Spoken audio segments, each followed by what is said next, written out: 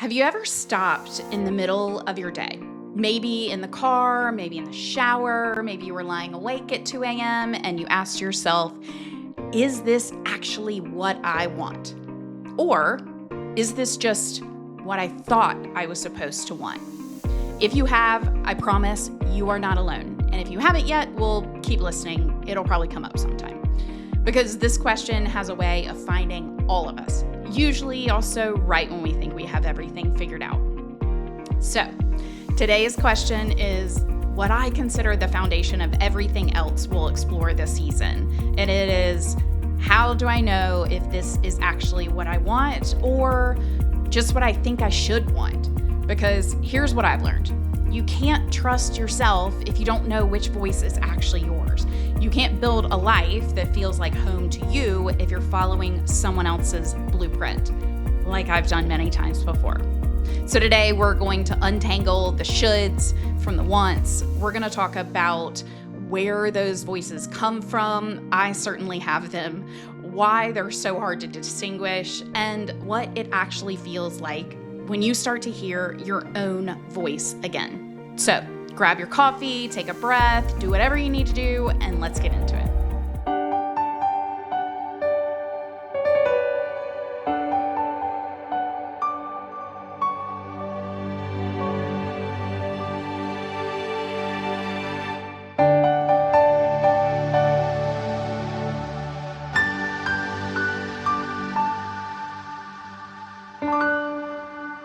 The question for today's episode is, how do I know if this is what I actually want or just what I think I should want? See, when we were kids, we began to notice patterns, right? When the adults were around us, you would see them relax when you engaged in certain behaviors, and then you would see them tense up when you did different things. So when you get the hug, versus when you get the sigh. You were noticing those things and you were collecting all of this information, right? Your brain is trying to survive and it starts to make deals, right? If I'm this, then I'm safe.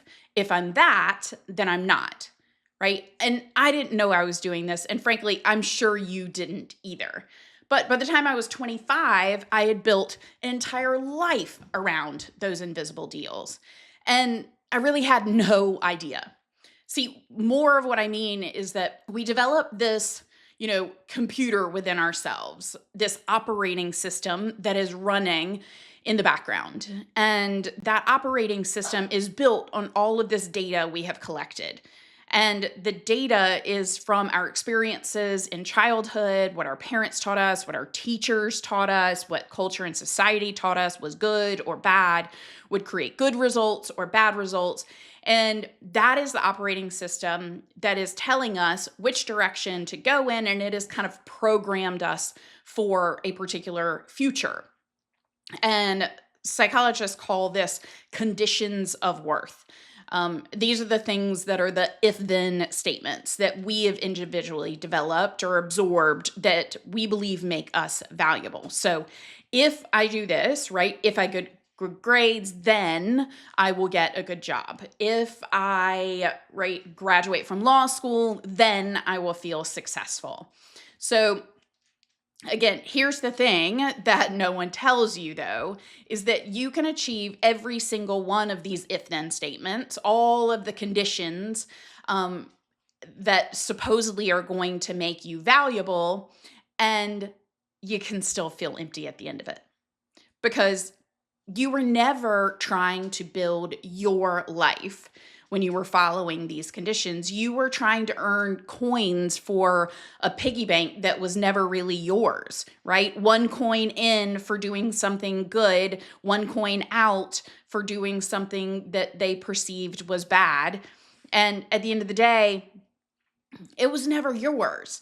So we're following all these conditions of worth, and frankly, they really don't or can't define the person that we ultimately become.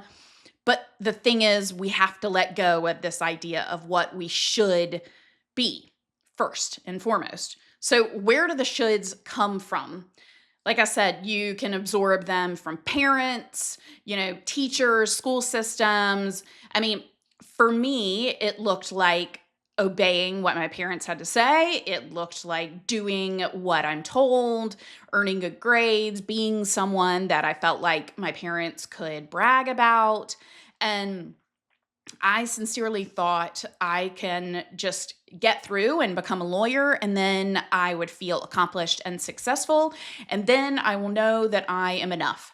And I thought that I was driven and ambitious, but really, at the end of the day, what I know now is I was actually just terrified of disappointing people, of not being enough on my own without accomplishments, right? That if I didn't have extraordinary things to say, then I wasn't worth anything.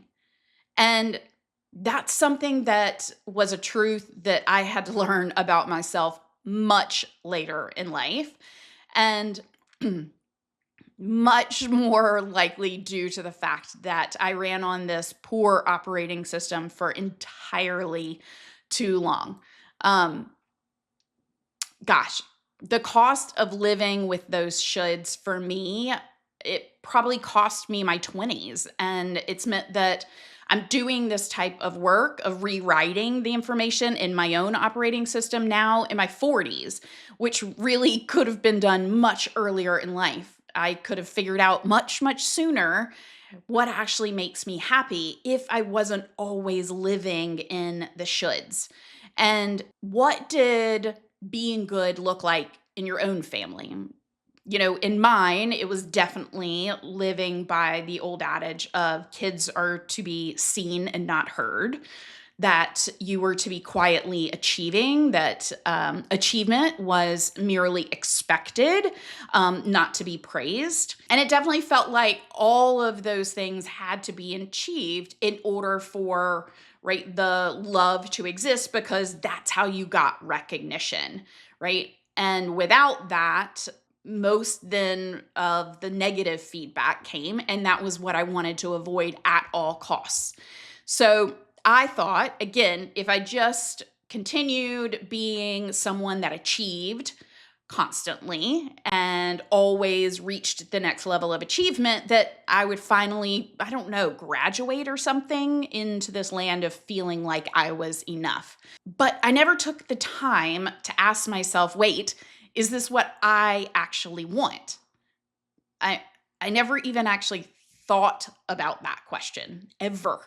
Um, I thought about what success looked like to me. And again, that was based on my old conditioning. And success looked like to me a woman in a suit wearing pantyhose. I know that this is very dated for so many of you. With a briefcase in her hand, think Michael J. Fox in Secret of My Success. Love that movie. So I was thinking this climbing the ladder, corporate woman, no holds bar. And that's what success looked like. So that was what I wanted. It had no relationship at all to who I actually am or what would actually use the unique talents that I have in this world. But no matter, right? Because that wasn't what I felt like I should consider. What I should consider were the things that received external praise, and that was all that mattered. So at the end of the day, you know, I followed this idea of what I thought I should for many, many, many years. I got into, I was 24 by the time I graduated law school and actually started practicing law. And that was kind of when I first looked around and was like, wait a minute, is this it? Like, I've worked so long and so hard to get to this point and pass the bar and got to this amazing law firm. And for the first time, I looked around and was like, where is the pat on the back? Right? Where is the rest of the road, too? Like, who is going to come around and tell me what's next? Because I had had that my whole life of someone telling me, here's what you should do. And here's what comes next. So now that I was all of a sudden on my own, it was shocking to me. And, I couldn't find where the next, right, validation would come from. how was I going to know I was doing well from that point forward? And how was I going to earn my worth? Well, the fact is, then I just followed the pattern, the operating system that I had known all that way until then, which said achievements equal success. So I spent the first 3 years practicing law and deciding, oh, okay, then I will try to achieve whatever is, the external success within this industry, within this business. And I realized there were a couple of things and awards and things that I could chase after, things like Young Professional of the Year with the Chamber of Commerce and 35 and under and all of these different things. And I put my sights set on those, right? That was the next achievement, and that would be the thing that would then confirm that I was enough, right? My conditions of worth were now based on that next level. I'm sure so many of you guys can identify with that the bar constantly moves when you achieve one thing. When your worth is conditional on your achievements and your success, then, there's always another level of success to achieve. There's always something else that you could do that you're going to see somebody else accomplishing or, someone else having that you don't currently have. And so again, if this, then that, right? That conditional sense of worth was driving all of my decision making. That conditional sense of worth was driving all of that operating system. And I thought I was. Again, it was shocking to me to think maybe I'm not these things. Maybe if I felt good enough about who I am today and exactly how I am today, and I didn't have to prove anything to anybody, and I didn't have to become something, then are those the things that I would feel like I should do? Or are they not, right? What if these are the things that I'm chasing, not because they are my dreams and goals, but they were never mine to begin with? That they were defined for me at an early age with some event in my life that I don't even remember that told me that being a lawyer was success. Like, again, outdated operating system. And I never examined it. So I just kept living by it. And what I can't stand about this is realizing that the research says that this idea of living within the shoulds hits women so much harder than it does men, because the research says that people pleasing starts in preschool for girls, right? Boys, let's see, it says something like, University of Toronto research found that girls score higher on people pleasing, particularly around concern for maintaining positive relationships, while boys are permitted more freedom to break rules and girls are expected to follow them. I know any of the girls/women listening to this are not surprised by that, but we're conditioned. One thing we're conditioned with our operating system is to be likable, right? And that means to be agreeable. It means to do things the way that other people want you to do them. It means to be pleasant, right? And to put others' needs above your own, right? And many women, even today, don't realize that this is conditioning. It's not necessarily their personality. It isn't necessarily who they are. I would challenge you, if you feel like that's a big part of your personality, just not to say that it couldn't be or it shouldn't be, because I'm not going to at all tell you what you should do or who you should be. I'm going to let you decide that. But that you would examine, hey, if I didn't have anything to prove to anyone else, or other people's opinions of me, right, were none of my business, and I was just myself, what would I choose to do? Who would I choose to be? And sit with that question. Because when you think of that and you sit authentically in your body and you're not trying to please anyone else, what are the decisions that you would make? And are they different than the ones that you're making today? And maybe that'll help you figure out if there are some shoulds that are going on in your life right now. Some that, and here's the thing. a lot of us don't realize that we are even operating within this, operating system. We're going to keep calling it that, of the shoulds until we have an event that triggers us to see it.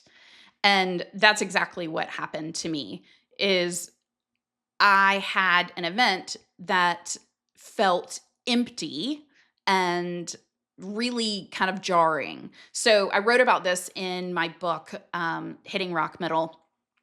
So for those of you who have read it or heard it on the podcast, you'll just have to hang in here with me again. But what happened is it's 2007 and I had just had my son, and I had spent much of that year doing every project, every nonprofit board, every volunteer opportunity, every leadership position, every role within my law firm that I could possibly handle and then some, and having a child that year. And I, as a result of me sacrificing everything, my well-being, my time, my energy, happiness, all of those things, I was given the award of Young Professional of the Year by the Chamber of Commerce. And I believe it was for those 47 or 40 and under, and I was 27.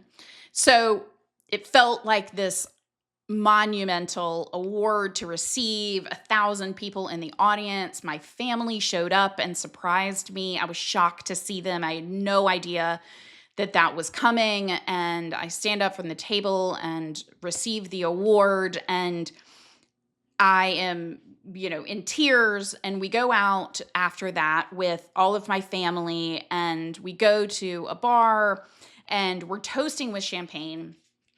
And my family looks at me and says, "Congratulations. We're so proud of you. This is amazing. Incredible job." We toast, drink the glass of champagne, and then this happens. Everyone moves on to something else. They move on to a different topic of what they're doing next, or where they're traveling, or what they have going on with life and work. And that's fine. They should have. But it shocked me, right? It was incredibly jarring to see that reality that everything would just keep going, that my whole life wasn't going to change as a result of winning this award. And this big, massive, if this, then that concept, right? See, 24 to 27, I thought, now here's the next thing I've set my sights on. And if I achieve this, then I'll be established. I'll be worthwhile. I will be something. I will be enough. But in that moment, as I was standing there and I felt this level of emptiness and sadness. And, while I smiled at everyone and I thanked them, inside, I could not stop thinking, is this really it? What the hell is all of this for? So I went home that night and, sat in my bathroom with the door closed and I cried. And I had that, breakdown, cry on the floor moment that it's unforgettable. And I thought to myself, this isn't it. And if it isn't, then what is? How was I going to figure out who I was supposed to be then? And what would give me that feeling? See, my entire life, everyone had told me the feeling of success will come when you do all of these things. And the thing to be feared was failure. Well, the thing I wish I had known before I was 25 was we can't fear failure. What I ought to have been fearing all along was operating, following someone else's beliefs and thoughts and systems versus my own. Because where it was going to lead me or where I was going to go, following other people's beliefs and thoughts and never taking the time to connect with my own was going to lead me to a far worse place than I ever could have gotten had I just experimented and tried to figure out who I am and failed and fallen down and gotten back up. But at least I knew I was growing and maturing and moving closer to becoming the version of myself that I wanted to be. Whereas over here, I was actually, when I'm following someone else's map to success, I'm probably further away from this version of myself that I felt like, or one day I felt like I could be, or that I eventually connected with. And when you're following other people's map to success, you will get to a destination just as I did many times. The problem is that's probably not the destination that was meant for you or the one that was going to make you individually the happiest. And so whenever someone comes to me, in my coaching or just in life and says, gosh, here's what you should do, or next, I politely thank them and say, absolutely. And then I take it with a grain of salt because I know that their idea of what I should do on my path is influenced by who they are, and that I can listen and gather that information for sure, but I'm not going to base my entire decisions based on what other people say I should do. I'm going to base that on now this internal compass of who I know myself to be. But sadly, it took a lot of feelings of emptiness and the pursuit of that conditional worth in order for me to figure this out. And so a lot of the reason why I want to do this podcast or whatever this experiment is so that you don't have to do the same. That someone can tell you early enough on, hopefully, in your career that don't fear failure, pursue it. If it is something that feels like it's expansive for you, an idea that excites you or ignites you, and that following the shoulds will only end up taking you to a destination that's not right for you. And it will only end up in that feeling of emptiness that you don't want to feel.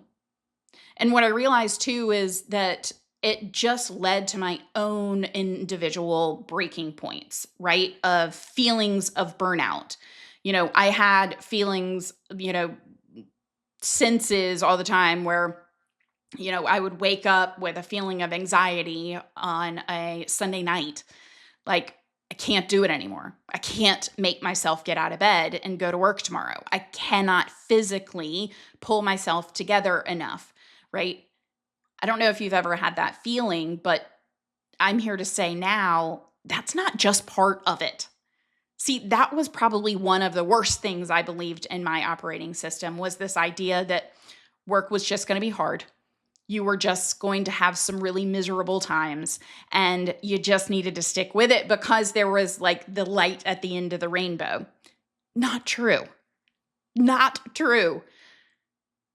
I think that there is, a pendulum that exists with everything, right? There's 0, which says you're only pursuing in this instance, happiness and you're not willing to put in any hard work, and each challenge you face, you give up. And then there's the one over here that's a level 10 that says you never stop despite the circumstances kind of leading you or pointing you, guiding you in a new direction, that you will never quit, that you will force your way through, that you will, make it happen against all odds. And that, our job is to figure out what's in the middle, what's a little bit of both. What's the and both? The 4, 5, and 6, right? It is the pursuit of what makes you alive and your willingness to stay resilient enough during the tough times to get there that is going to lead you to that sense of great joy and excitement and fulfillment, right? And if you aren't sure right now whether or not you're on the pursuit of something that you are meant to, then I have a couple of hacks for you. Some things that along the way really helped clear it up for me. One is this idea that Envy or jealousy tells the truth. So, have you seen other people in your life, probably on social media these days, make choices that make you feel incredibly jealous, make you feel like, oh my gosh, I would love to do that, but I can't. I'm stuck. Mine was always, I'm not a quitter. I support our family. This is what I have to do. You don't understand. And, but I would see people make radical changes in their lives and I would just want to do the same. And I never let myself do it because I thought this is what I should do. But that envy was telling me something. It was data helping me to change this operating system I was living within. And I should have listened to that data because it has important information to tell you, right? I watched so many people who moved across the country. They started over. They said no to things that opportunities I didn't even know that you could say no to. And all of these feelings of jealousy and longing and anger within myself were just telling me that these were things that I wanted to pursue, but wasn't letting myself do it. And so, again, for you, if you feel those, feelings of longing or jealousy, and you find yourself restricting yourself from the pursuit of them, then that might very well be an indication that there is a path that you long to pursue that you're not allowing yourself to pursue right now. That there could be something else out there for you that is different than the path that you're on. And once again, it is not either or. It is not you quit everything and leave it all behind to pursue, entrepreneurship and, willy-nilly make decisions. You will come to know that is not the way that I roll at all.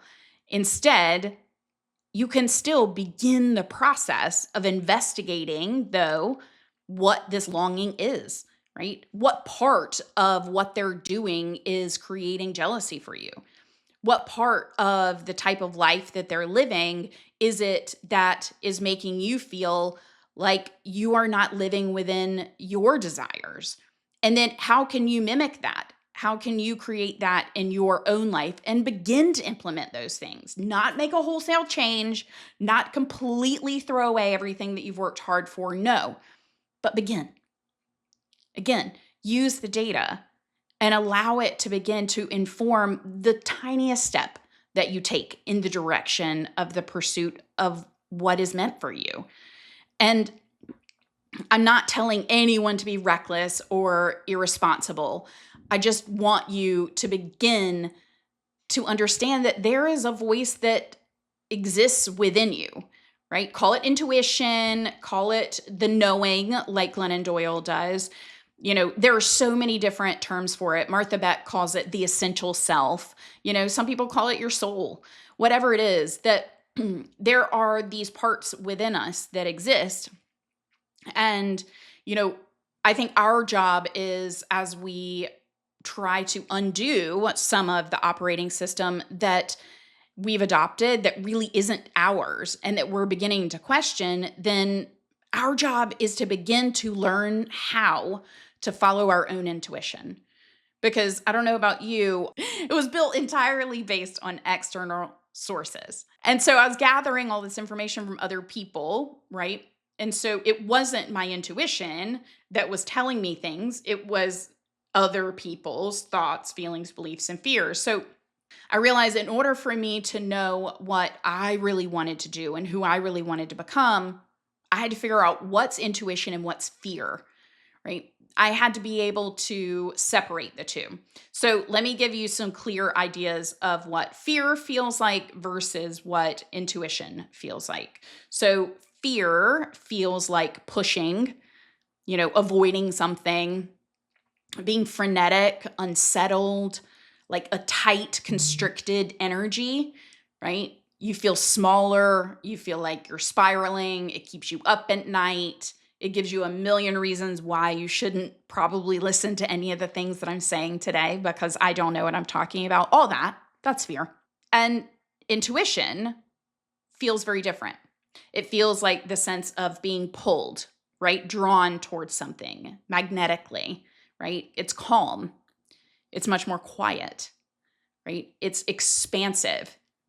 When you begin to talk about it, right, there is an expansion within yourself. Even it could be your shoulders are back, right? Versus you're leaning forward. Your body will give you a lot of clues, right? If you can stop and slow down and listen to it. And the fact is, your intuition doesn't need to argue its case at all. It's probably not going to argue with you. So the question that you can ask yourself is, do I feel expansive or do I feel contracted? If you feel expansive, right, this is new. It's exciting. It's energy that I am feeling as a result of this concept, of this direction, of this decision, then it's probably coming from your inner knowing, your intuition. But if you feel like it is something you have to do or should do, then it's likely coming from fear. And fear is the one that says to you all the time, or certainly it says to me all the time, who do you think you are? And the fact is, your true intuition will never put you down. Your true intuition will never say something negative to you. In fact, your true intuition is there to help you grow and succeed. So when you hear those, words of doubt and negativity that your fear knows to repeat to you, that you have long held within your operating system that has said, do not do these things. These are the things you should not do, right? It knows what to tell you to keep you small. It knows what to tell you to make you feel constricted and to get you off of that ledge of moving in the direction of what feels expansive. So it will throw at you all kinds of reasons and excuses and anything it can to pull you back. I know for me, there were so many when I was trying to move from being a lawyer to being an entrepreneur. And it would say things to me like, you've wasted your entire degree. You've wasted your life. You wasted your parents' money. You have, put all of this time and energy towards something that now you'll never get any credit for. You will lose any sense of success that you've worked all of these years to create. Now you have to completely start over. These were all sentiments that fear said to me. But actually, none of them were true. If I had listened to my intuition, that I would have known that, no, all of the steps that I had taken thus far would always serve a purpose. That they were lessons that I learned that I will take with me forever, that I would stand on the shoulders of the success I had already created, that my law degree would be something I would forever use for both myself, my family, my kids, my career, that there is no waste, that moving in the direction of something that will expand you is always worthwhile. But it took me a long time to really listen to that voice, instead of listening to the voice that said, you need to do everything right. You need to do everything perfectly. You need to follow the rules. And of course, all of those came into play as soon as I tried to be an entrepreneur too, right? I got to the very beginning of starting my business and oh my gosh, all of the fears popped back up, right? I got over one hump and then immediately I faced this checklist of things that I had to complete, of ways that my business had to look in order for me to start it, the things I had to have, right? And there was another clue. The idea that I had to, or that I should, right? If I have this, then my business will succeed.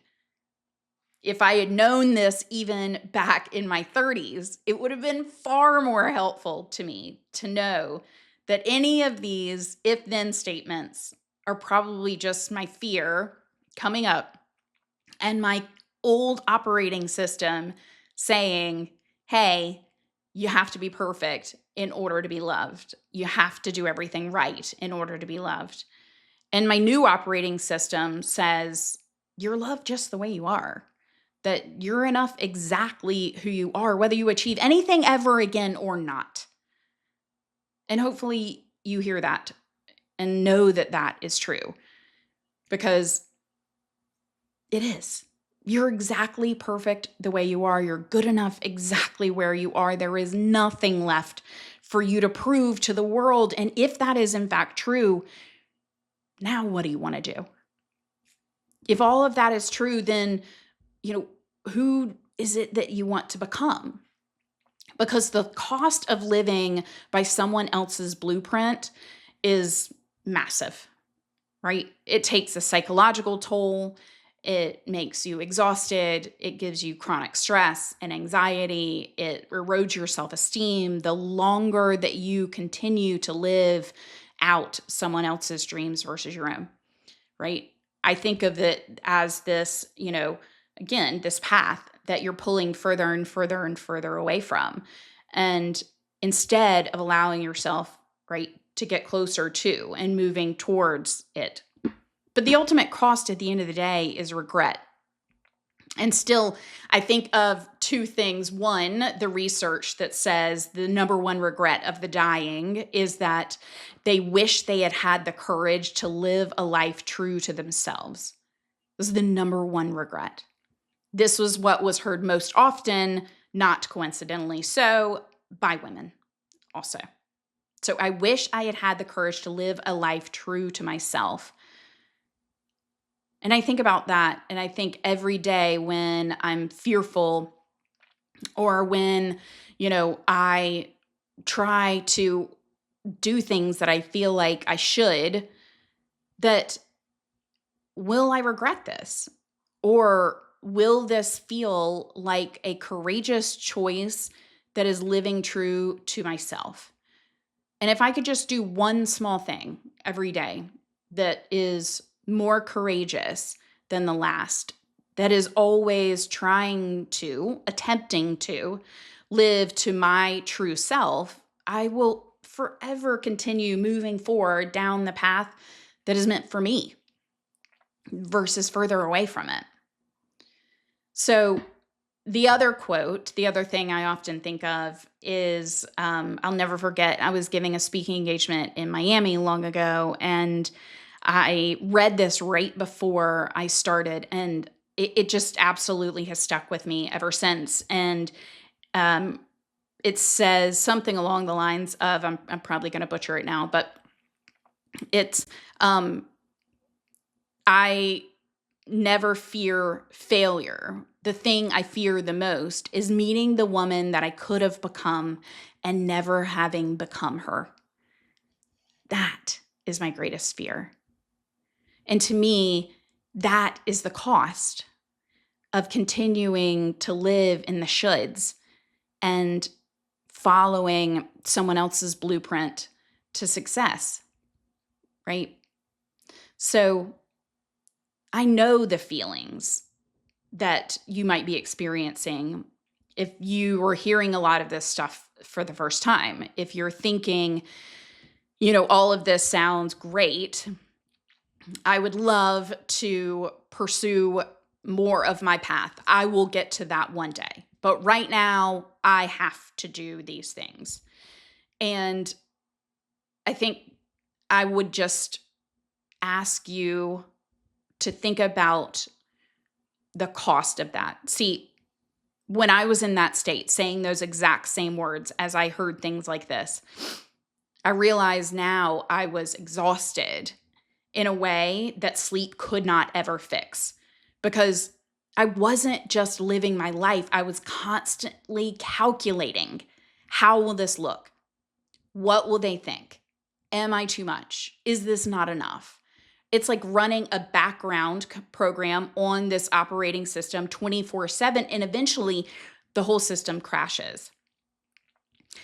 Research shows that you have to work 100 times harder, right? When you are living by someone else's blueprint and you are running this, overperforming operating system, or some people call it like living with a mask or a double life, right? Because you're showing the rest of the world that you are grateful and you're so excited and fulfilled by your career. But really, at the end of the day, maybe like myself, you're sitting in the parking lot crying, not wanting to go inside. Or you'd get home and the end of the day, you would cry because you'd feel like you had to put on a show or a mask for the entire day. And others would come up to you and say, "Oh my gosh, you must be so happy you have accomplished X, Y, and Z." But really, the only thing I ever wanted to be able to say to them was, "Help." That's it. Help. No, I'm not. And the fact that you think I am scares me and terrifies me so much that I won't say anything to you. I will simply say thank you and realize that really I'm living two completely different lives. The one people saw, which was a lie, and the one that I felt when I was alone. And again, it was one of exhaustion and the system crashing every few weeks because of stress and anxiety, and my body just collapsing because I couldn't live against who I was meant to be for any longer. And I couldn't relax in my own home anymore. Even when I was alone, I was always kind of bracing for something, disappointment, criticism, needing to be on again. And I didn't realize that other people could just exist without constantly assessing whether or not they were doing the right thing or taking on more than, their body allowed, or, not even attempting to honor what was true to, their emotions, their psychology, their stress levels, any of that. So instead, I know who you are and what you're experiencing if you're on that end of the pendulum. And it was terrifying to ever think about stopping that charade and waking up and saying to someone, actually, things are not okay.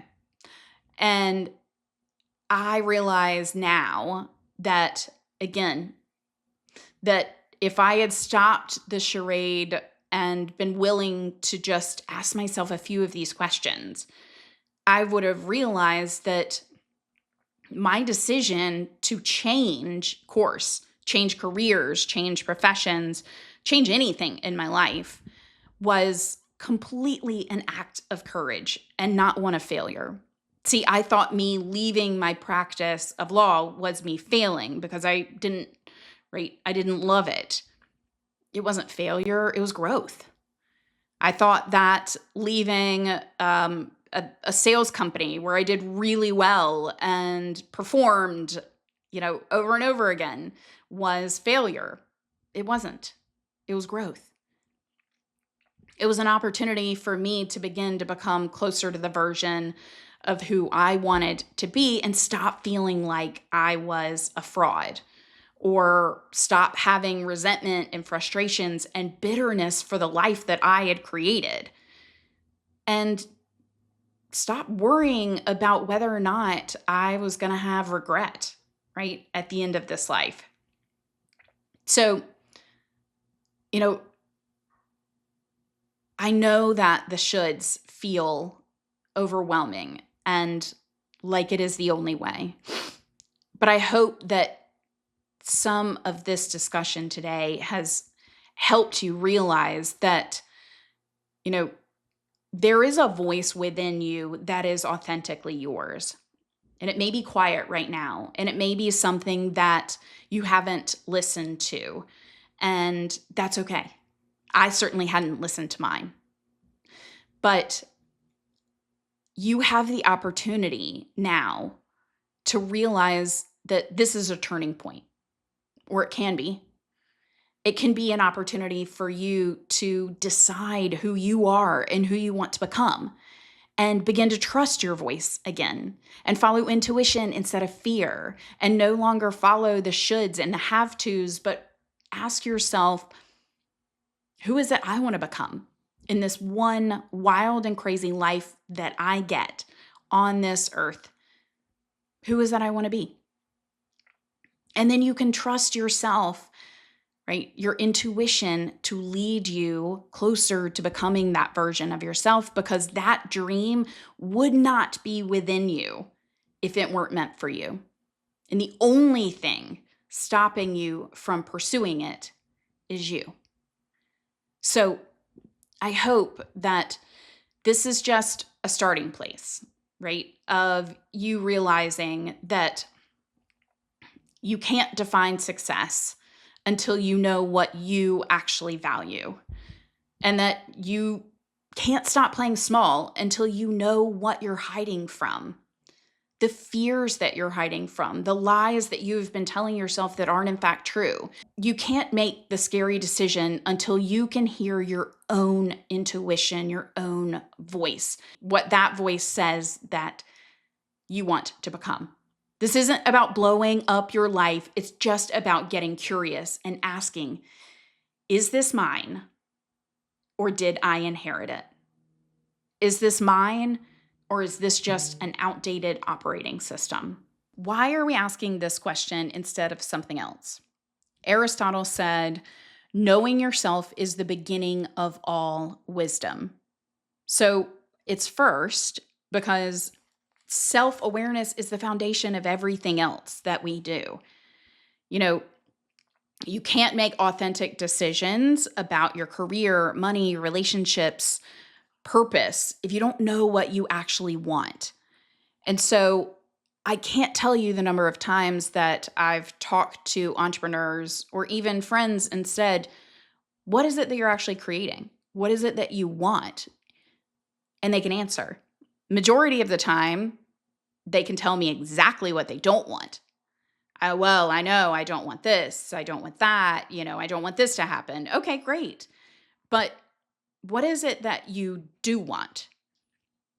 Know thyself was inscribed at the Oracle of Delphi.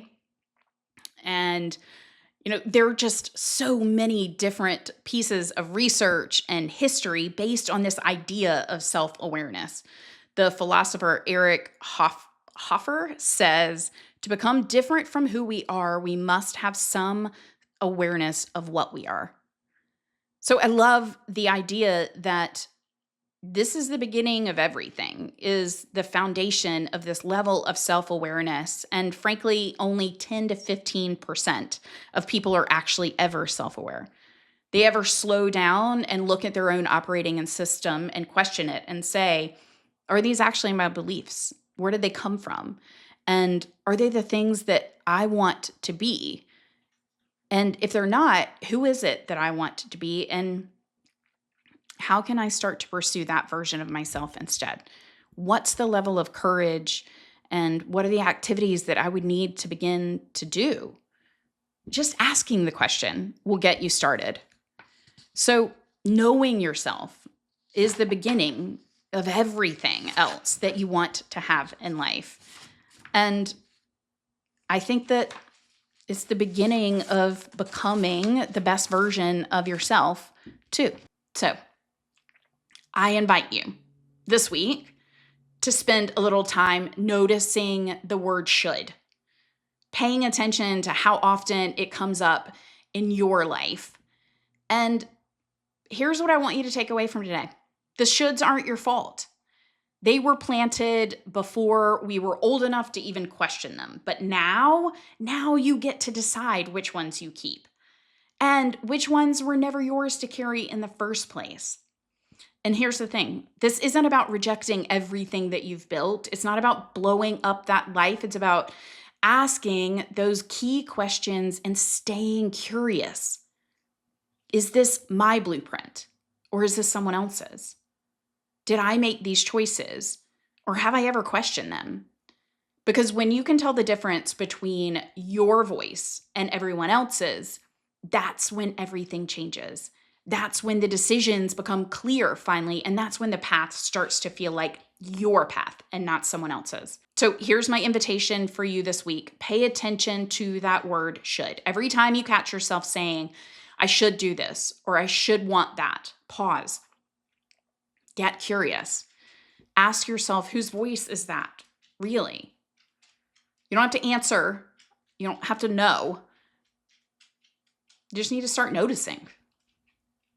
And then next week, we're going to go deeper and we're going to tackle the question that keeps so many high achievers up at night, which is, why did I build all of this and still feel empty? So we're going to talk more about high achievement and where to go next. So if you've ever hit a goal and felt nothing, if you've ever wondered why success doesn't feel the way you thought it would, this next episode is going to be one for you. So thank you for being here. Thank you for doing this work. And remember, the fact that you're asking these questions, that's not a sign that something's wrong with you. That's a sign that you're waking up. Okay, I'll see you next week. Thank you so much for joining us for this episode of The Sallie Ogden Show. I will see you next time.